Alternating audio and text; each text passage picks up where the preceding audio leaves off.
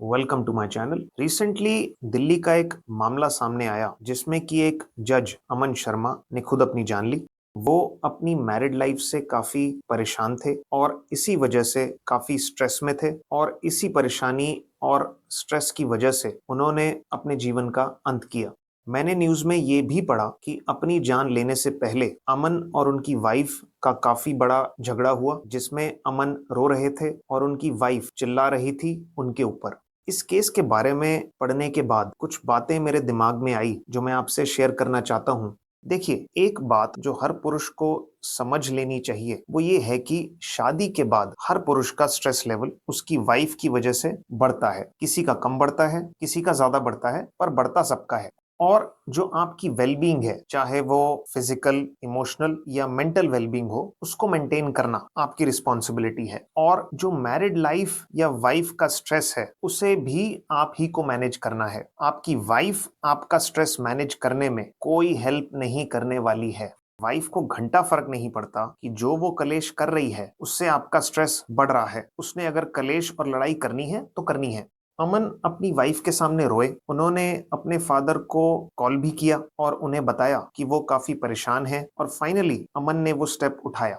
इन सब बातों से पता चलता है कि अमन परेशान तो थे ही, पर हेल्पलेस और होपलेस भी फील कर रहे थे।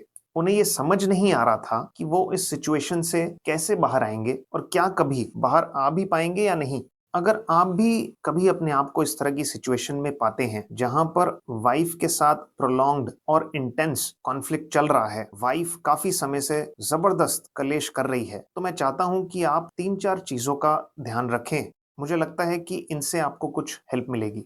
पहली चीज, अगर आपकी वाइफ आपसे गलत टोन में या बदतमीजी से बात करती है तो ऐसी सिचुएशन में आपको सेम उसी टोन में और वैसे ही शब्दों का इस्तेमाल करते हुए अपनी वाइफ को जवाब देना है। Tit for tat.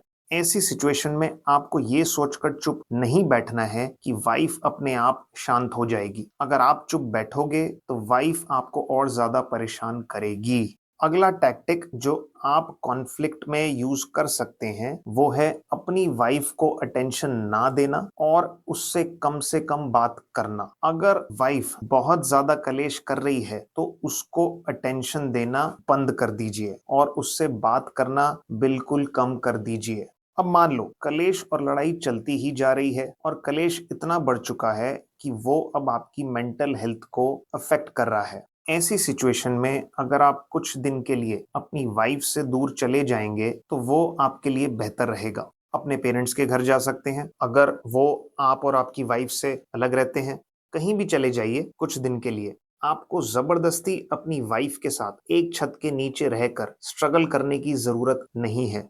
अपनी वाइफ से कुछ दिन का ब्रेक लीजिए। और अगर सिचुएशन और ज्यादा खराब होती जा रही है और इम्प्रूवमेंट का कोई स्कोप नहीं दिख रहा है, ऐसे में फिर आपको डाइवोर्स के बारे में सोचना चाहिए। एक बात मैं और बोलना चाहता हूं कि वाइफ के सामने रोने से या वाइफ को किसी भी तरह की धमकी देने से, जैसे कि मैं घर छोड़ दूंगा या मैं अपनी जान ले लूंगा, ये सब करने से आपको कोई फायदा नहीं होगा। आपकी वाइफ पर इन सब बातों का कोई असर नहीं पड़ने वाला है। अगर आप सोच रहे हैं कि आप रोएंगे और आपकी वाइफ आपके पास दौड़ते हुए आएगी और बोलेगी सॉरी बेबी मुझे माफ कर दो, तो मैं क्लियर कर देता हूं कि ऐसा कुछ नहीं होने वाला है। वीडियो अच्छा लगा हो तो जरूर लाइक कीजिएगा। Thank you.